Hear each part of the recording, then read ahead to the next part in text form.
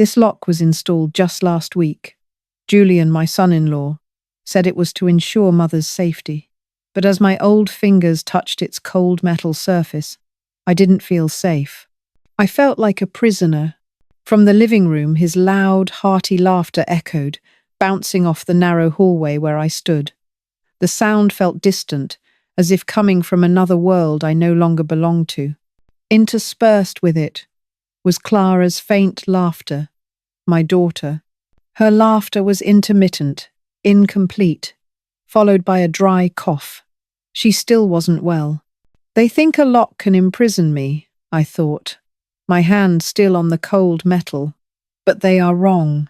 What imprisoned me wasn't this lock. What imprisoned me was my daughter's silence. Her silence when Julian installed this lock. Her silence when she saw the bowl of soup her husband brought me every day. That silence was colder than any lock. At exactly 6 o'clock, I heard Leo's familiar footsteps, my grandson. The room door creaked open, but only enough for a crack. I saw him place the food tray on the floor, just outside the threshold. He didn't dare to look at me. The boy's eyes, only 12 years old, quickly scanned the floor, the wall, anywhere but his grandmother's eyes. He hesitated for a moment, then used the tip of his old sneaker to gently push the tray sliding into the room. A small gesture, but full of distance. I looked at Leo. I didn't blame him. In his evasive eyes I saw Clara's image from many years ago. Equally weak, equally vulnerable, equally torn between love and fear. He was just a child following his father's orders. I just nodded faintly at him. A nod to let him know that I still saw him, accepting his existence, not this action. The boy quickly turned and closed the door. I looked down at the tray. On it was only a bowl of thin, pale yellow soup. A few finely chopped carrot shreds floated. Steam rose from the soup, faint and weak, then quickly vanished into the cold air of the room, like the last bit of hope remaining in me. The next morning, Bruno was not there. My old cat, my silent companion for the past 15 years, did not curl up at the foot of my bed as usual. A sense of unease crept into my heart. "Bruno?" I called, my voice weak. "Bruno, where are you?" I began to search. I looked under the bed, behind the curtains. I called his name hopelessly, my voice lost in the silent room. Finally, I opened the closet door where he often snuggled up to sleep on Arthur's old sweater. The closet was empty. Only a few ginger cat hairs remained on the worn wool. My heart constricted. Just then, I heard a sound. Julian was standing there, leaning against the door frame, arms crossed. He said nothing immediately. He just stood there watching me search, a mocking smirk on his lips. "Where's Bruno?" My voice was hoarse, almost a whisper. "In a better place, Mother," he said. The way he emphasized the word mother was ironic. A place where he doesn't have to live with someone who's about to forget their own name. I stopped searching. All my movements ceased. I slowly straightened up. The panic and pain within me suddenly vanished, replaced by a chilling stillness. I turned, looking straight into my son-in-law's eyes, without a single blink. "He has made a fatal mistake," a cold voice echoed in my head. "He thinks he has taken away my last comfort. But no, he has just given me what I need most. A reason to fight. A reason to turn pain into a weapon." Since Bruno disappeared, a change had taken place within me. The helplessness and dull pain had crystallized into a sharp focus. I no longer paced restlessly in my room. Instead, I sat still by the window, motionless as a statue, back straight, hands neatly placed on my lap. But my eyes were not at rest. My eyes had become my weapon. From my bedroom window, I could observe the entire garden and Arthur's old workshop, and I watched Julian. I tracked his every move, noting, analyzing. He often circled the workshop, his gaze scrutinizing. Like an animal sniffing around a trap it didn't know how to open. He kicked a stone by the pathway, his frustration and impatience clearly etched on his face. He was searching for something, something he believed my husband had left behind. He's in a hurry, I thought. A person in a hurry will always make mistakes. He thinks he's hunting an old, weak prey. He doesn't know that the prey is setting a trap. My job was to wait and prepare a strong net for when he fell. As evening shadows lengthened, I pulled Arthur's old oak box from under the bed. The familiar scent of wood and tobacco wafted up, bringing with it a flood of memories. A faint image appeared in my mind. Arthur, sitting by the fireplace, a small carving knife in his hand, carefully carving an oak leaf onto the lid of this box. He looked up at me and smiled. "Everything has a key, Ilara," he said, his voice deep and warm. "Sometimes it's metal, sometimes it's a memory. Memory. That was the key." I opened the lid of the box. I ran my hand over the familiar items inside. His old pipe, a pair of reading glasses broken on one side, a few faded black and white photographs. I wasn't searching frantically. I was listening to what memories were whispering to me. My hand stopped at a small book, its leather cover worn, titled Botany of Provence. Arthur loved trees, especially the ancient oak in our garden. I picked up the book. It felt a little heavier than usual. I turned the pages, scanning the detailed illustrations. And then I opened to the correct page about the oak tree. A small metal object fell from between two pages, landing neatly in my palm. It was a small bronze key, tarnished green with age. On its head was carved a tiny oak leaf. It fit perfectly in my palm, strangely warm, as if it had been waiting there for me all this time. I had the key. Now I had to find its lock. My chance came the next day. Julian had to go into town to attend to some important business of his. Before leaving, he ordered Leo to take me to the garden for some fresh air. In reality, he wanted the boy to watch over me, turning my own grandson into my jailer. When Leo opened the bronze padlock, the metal clinked. I stepped outside, feeling the sunlight for the first time in days. I deliberately walked slower than usual, one hand resting on the rough stone wall. I feigned a few coughs, a broken, weak cough. Every step I took was calculated. I knew Mrs. Collette, my kind neighbour, had a habit of gardening at this exact time. As expected, as we passed the low wooden fence separating our two gardens, I saw her diligently pruning rose bushes. My heart pounded. This was it.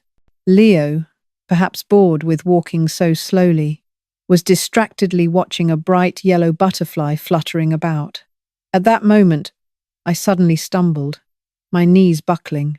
I didn't fall completely, but slowly sank onto the damp grass, right next to the fence. "Grandma!" Leo cried out in alarm, rushing over. Mrs. Colette also heard the sound. She dropped her pruning shears and hurried over. "Madame Ilara, are you all right?"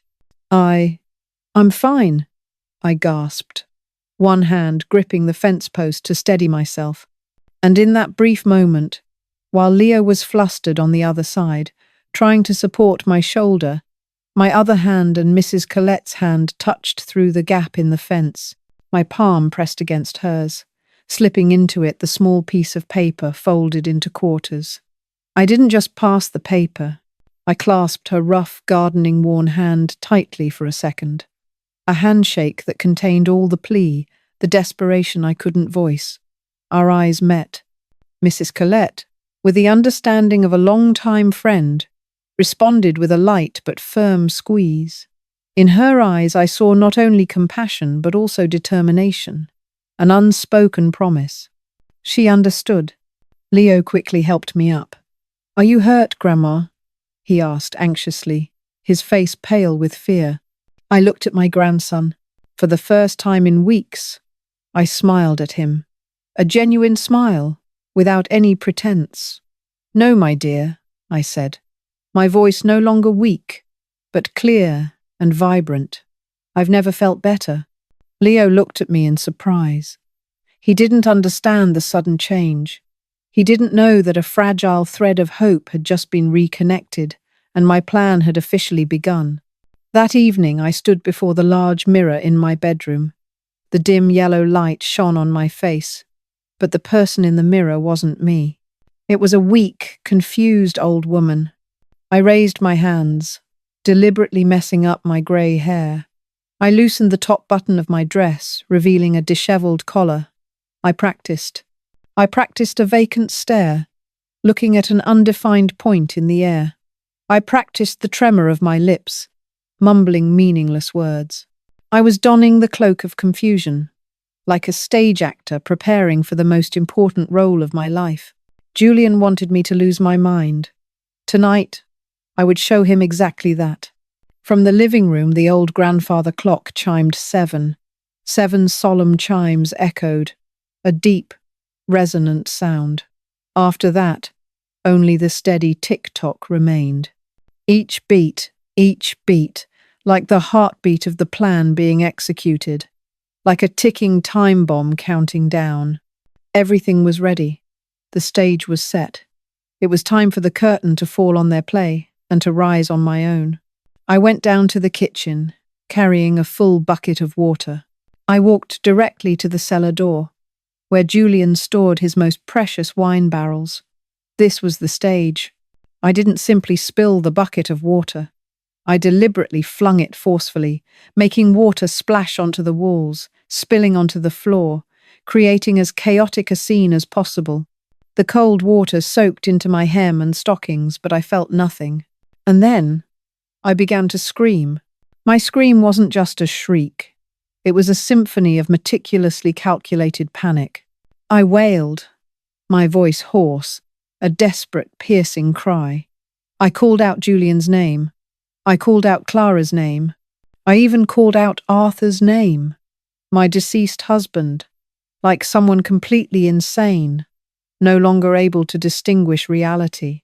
As I expected, Julian rushed out from the living room, followed by Clara. His face was distorted, not with worry for me, but with pure terror at the thought of his expensive wine bottles being soaked in water. "You crazy old woman!" he roared. He dashed past me, not even sparing a glance, focused solely on the cellar door. He and Clara hurriedly rushed downstairs, their footsteps thudding on the wooden steps. As their shadows vanished behind the cellar door, I straightened up.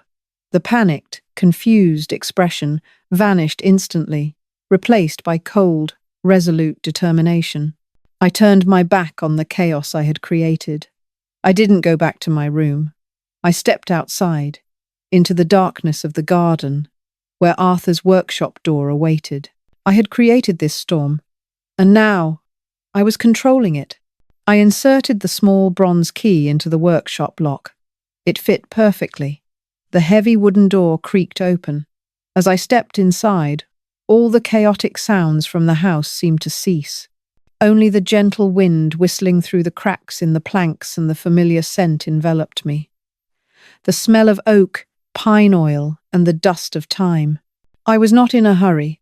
I stood still for a moment, letting my eyes adjust to the darkness. This was Arthur's kingdom. Every item, every tool was in the exact spot he had left it. I stepped inside, taking a deep breath. I touched an unfinished item on the workbench, a wooden bird with outstretched wings. Memories of Arthur flooded back, but this time it wasn't sadness. It was a sense of continuation, as if he was still here, waiting for me to finish my part. I wasn't searching aimlessly. I knew exactly where to go. I walked to the sturdy workbench made from an oak tree stump that Arthur had built himself. I knelt down, looking at one of the 4 legs of the table. There was an oak leaf decorative motif, identical to the one on the key. I took a small chisel from Arthur's tool set. I used it skillfully, without hesitation. I had seen him do this hundreds of times. I gently pried at the very edge of the oak leaf. A small click sound echoed. The oak leaf wasn't a decorative motif. It was the cover of a secret compartment. When I opened the secret compartment, A cool, dry breeze wafted up. Inside, neatly placed, was a small oak box. The box was completely dust-free, indicating it had been meticulously preserved. I knew that what Julian was frantically searching for, what he thought was gold or cash, was not here. What was here was far more precious. I carefully placed the wooden box on the workbench, under the warm yellow light. I opened it reverently, almost holding my breath. Inside there was no gold, no deeds of ownership, none of the things Julian was frantically searching for. Inside was a stack of old stamp albums, neatly arranged. I picked up the top album. Its leather cover was worn, but the stamps inside were perfectly preserved. Each stamp was a miniature work of art, a window into another world. There was a stamp depicting a sailboat crossing the ocean. There was a stamp depicting an astronomer looking up at a star-filled sky. They didn't sparkle like gold, but they held a whole world of adventure, history, and dreams. Tucked inside the first album was a letter. I immediately recognized Arthur's handwriting. As I read the words, his warm voice seemed to echo in my ears. "My dearest Dilara," his voice seemed to whisper, "I leave you not money, for money can be stolen. I leave you stories, journeys. This collection is my life's work. It is a legacy of curiosity and honor. Give it to Leo when he is ready, so he may know that a person's greatest value lies not in what they own, but in what they discover." A tear rolled down my cheek, but it was not a tear of sadness. I smiled. Julian was wrong. He was searching for a material treasure, but the real treasure Arthur left behind, something he would never be able to understand, was right here. I had found my husband's legacy, and it was grander, more meaningful than anything I could have imagined. The sacred stillness in the workshop was suddenly shattered. I heard footsteps pounding on the ground outside in the garden, getting closer and closer. The workshop door was violently flung open, slamming against the wooden wall. Julian stood there, panting. He was no longer the elegant son-in-law with a smug smile. His shirt was disheveled, covered in mud from the cellar. His hair was disheveled, and in his eyes was the madness of a losing gambler who had staked everything on the final hand. "Where is it?" he roared, his gaze sweeping across the room, searching for a safe, a treasure chest, anything glittering. "Where did you hide it?" Right behind Julian, Leo appeared. The boy stood at the threshold, drenched and trembling, perhaps from the cold water in the cellar, but he said nothing. He didn't run to his father, nor to me. He just stood there, silent. His clear eyes stared at his father, not with fear, but with deep disappointment. He had witnessed everything, the madness for money, the cruelty towards his grandmother. His silence now was more terrifying than any accusation. He had become a witness, a silent judge at his own father's trial. Julian advanced towards me, each heavy step on the dusty wooden floor. His eyes were fixed on the oak box in my hands, like a hungry animal staring at its only prey. "Give it to me," he roared, his voice hoarse. I did not take a single step back. I stood still, my hands clutching the box to my chest like a final shield, but I did not look at him. My gaze was focused on only one person, Leo, my grandson, the child standing trembling at the threshold. "Leo," I said, my voice calm but weighty, echoing in the quiet space of the workshop. "In this box is the whole world your grandfather wanted you to see. A world of adventure, of history, and of honor." I paused, glancing quickly at Julian, who was losing patience, his hands clenched. "As for your father's world, you've seen it now." I looked back into my grandson's clear eyes that were welling up but no longer held fear. "You choose." It wasn't a question. It was an empowerment. I was placing the entire future, the entire legacy, and the very soul of this family into the hands of a 12-year-old child. Leo didn't cry, didn't scream. The boy, with a courage I had never seen before, slowly took a step forward. He didn't come towards me for shelter. He stood right between Julian and me, forming a fragile but impassable wall. He raised his head, looking straight into his father's eyes. And then he shook his head. A slow, decisive shake of the head, containing all his disappointment and rejection. "No, father," his young voice rang out, clear and firm. "Enough." Julian froze, as if hit by an invisible punch. He stared at his son, the child he had always considered a tool, a faint presence. But now, in his eyes, he saw no fear, only judgment. Then he looked at me. He finally realized that the wall he couldn't overcome wasn't the old woman he despised, but his son's choice. The madness in his eyes vanished, giving way to a hollow emptiness. He slowly took a step back, then another, and sank onto the dirty floor, defeated, completely.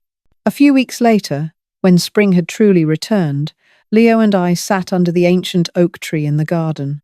The house was now quiet.